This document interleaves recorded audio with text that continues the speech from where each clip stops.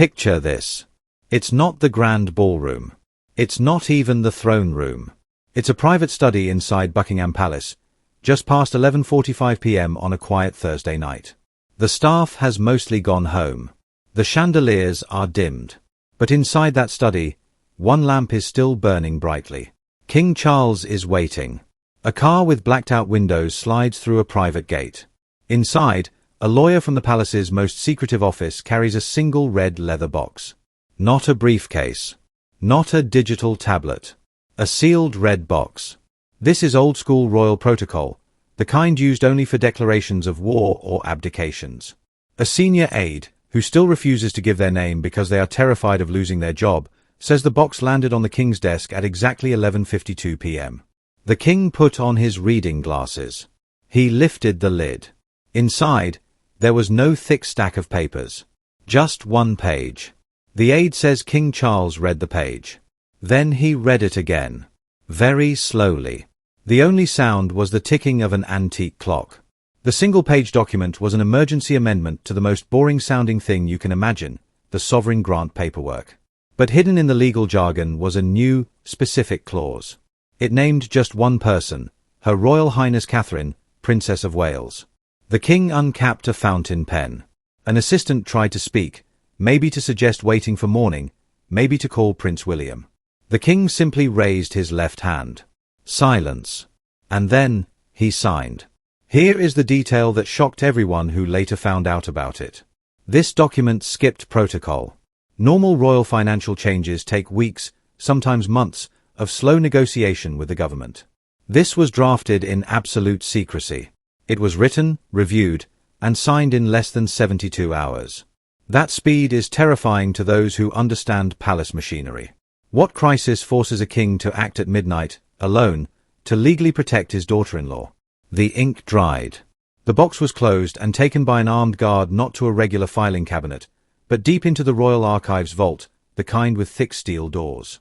But a junior clerk, just doing their job, logged the entry digitally. A timestamp was created. 12:07 a.m. That timestamp is proof that on that night, the monarchy shifted. A shield was built around Catherine. But a shield is only built if an arrow is already flying. The question is, who fired it? And does the arrow hit its target in the next 48 hours? So the king signed a secret document at midnight. But what exactly did he sign? What words were so powerful that they had to be hidden in a steel vault before sunrise? We now know. And those words change everything. An insider who saw the digital scan before it was locked down says the document grants Catherine a brand new, never-before-used title. Listen carefully to these three words: Lady of the Most Ancient Order of the Thistle's Shield. Now, that might sound like something from a fantasy movie. A fancy name. A ceremonial ribbon. But it is not. It is a legal weapon. Let me break this down simply. The Order of the Thistle is Scotland's highest order of chivalry. It's ancient. It's serious. But here's the key. Normally, members are just knights and ladies. Catherine was already a member. So why add the word shield? Why create a completely new category just for her? A leaked email from a constitutional law expert, someone the Cabinet Office calls when they're panicking, gives us the answer.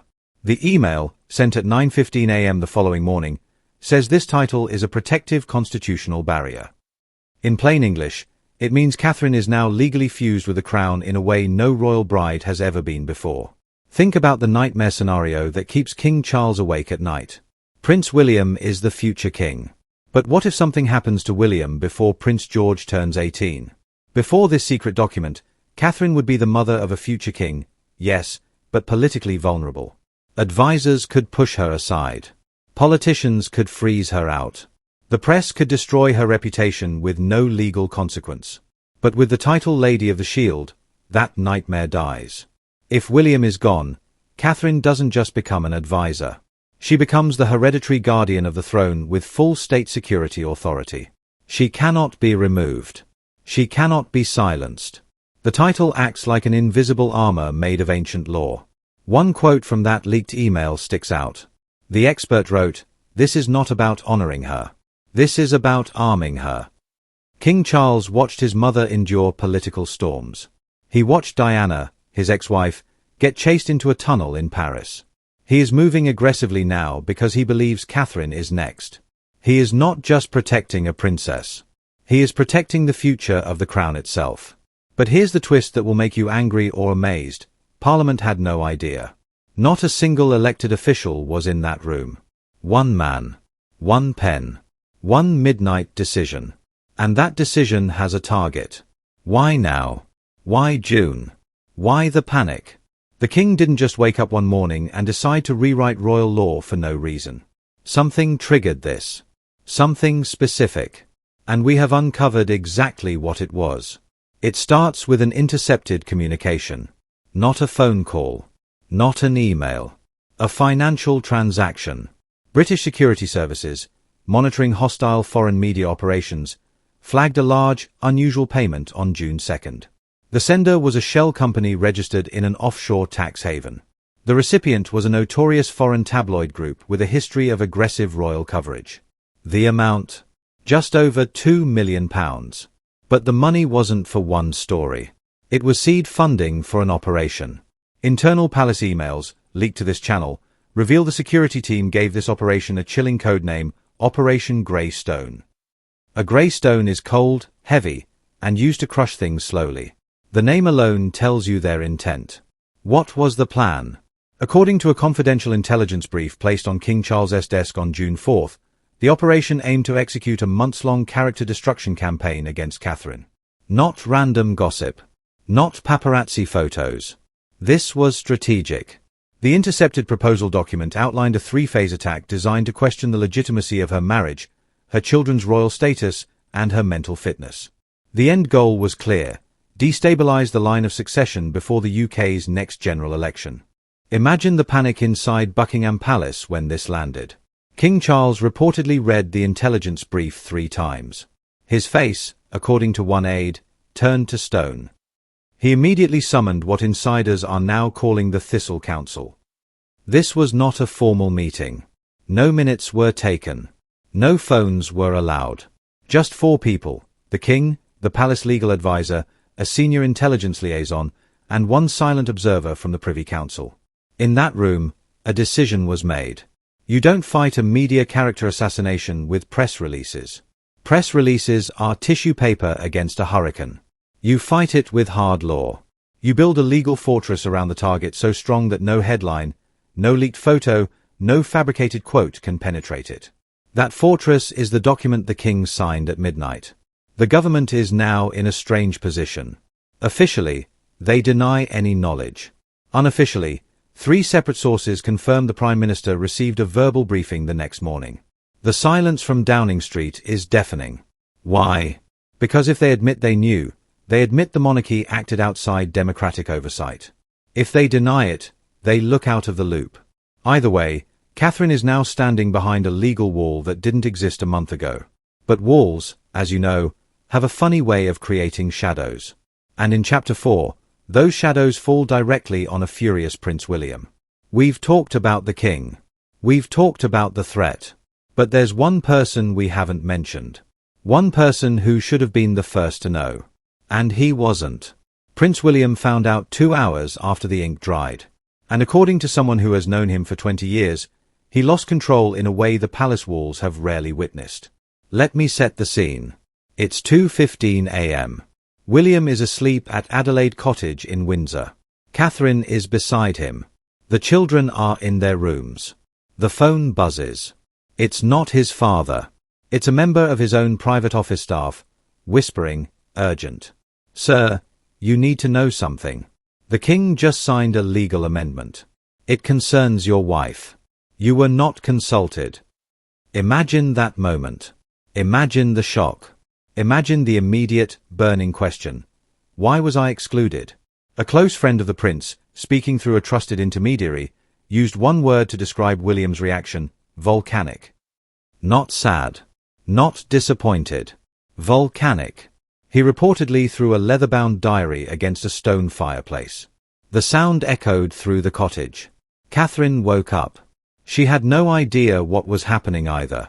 William sees this as a devastating vote of no confidence from his own father. Think about it psychologically. Charles has bypassed his own son, the future king, to grant extraordinary legal protection to his daughter-in-law. In William's mind, the message is brutal: I trust her. I don't trust you to protect her. Or worse, I don't trust you at all. For a full day, chaos reigned behind the scenes. Palace aides couldn't locate the final signed copy of the amendment. Why? Because William's private office had intercepted it. They requested it for urgent legal review, a polite way of saying they were trying to block its registration. A tense standoff unfolded between the king's legal team and William's staff. Father versus son. King versus future king. All while Catherine sat in the middle, reportedly asking for a private meeting with the king to calm the storm. Here's the heartbreaking detail. Catherine, according to a palace insider, understood immediately why Charles did it. She didn't ask for this title. She didn't want this chaos. But she also knows the threats are real. So now she's trapped between a father-in-law trying to protect her and a husband who feels betrayed by the very existence of that protection. The meeting was granted. 3 people in a room. Charles, William, Catherine. No aides. No notes. 60 minutes. What was said? We don't know yet. But the person who walked out looking the most shaken was William. The shield is in place. But a crack has formed in the foundation of the royal family itself. And in our final chapter, we reveal the ticking clock inside that Windsor vault that could bring this whole thing crashing down. We end this story where it began. Not in a palace ballroom. Not in a government office. But inside a cold, stone room deep within the round tower at Windsor Castle. That's where the document now sits. Inside a steel vault. Guarded. Sealed. Silent. But for how long? Because here's the thing about secrets. They don't stay buried forever. Especially not secrets that anger powerful people. A PR leak has now surfaced from an unexpected direction. A close friend of Queen Camilla, speaking at a private dinner in Belgravia last Tuesday, let something slip. Camilla is, and I quote, deeply uneasy about what Charles has done. Not because she dislikes Catherine. The 2 women get along fine. But Camilla sees the bigger picture. This document sets a precedent. A non-blood royal now holds constitutional armor that even blood royals don't possess. Where does it stop? What if someone less trustworthy marries into the family in 50 years? What if this becomes a tool for power grabs rather than protection? The Queen Consort isn't alone in her concern. 3 separate legal scholars from Oxford and Cambridge have now reviewed the leaked details of the Thistle Amendment. Their conclusion: it might be illegal. The Parliament's 2013 Succession Act clearly defines the line of succession. No king, not even Charles, has the unilateral power to create a hereditary guardian role that bypasses elected government. If challenged in the Supreme Court, the entire document could be torn up. The shield would shatter. But wait. Here is the twist that changes everything. The document has a sunset clause. Do you know what that means? It means this power, this title, this shield, it has an expiration date. It automatically dies if one specific thing happens. Catherine survives King Charles. Read that again. Let it sink in. King Charles believes a threat exists right now, during his reign, that will not exist after he is gone. He is not protecting Catherine from the British press. He is not protecting her from social media trolls. He is protecting her from something, or someone, that is tied directly to his own time on the throne. What does Charles know that he refuses to say out loud? What enemy only has power while he wears the crown? The story ends on a cliffhanger because the real battle is just beginning. A legal action group in Manchester has filed a Freedom of Information request demanding the unsealing of the Thistle Amendment. They want every word made public. Every clause. Every signature. The palace now faces an impossible choice. If they refuse, they admit they're hiding something the public deserves to see. If they release it, the full specifics of this midnight power grab, done out of love, fear, or maybe paranoia, will finally be exposed to the world. The vault door is locked. But the clock is ticking. And when that door opens, the monarchy will never be the same.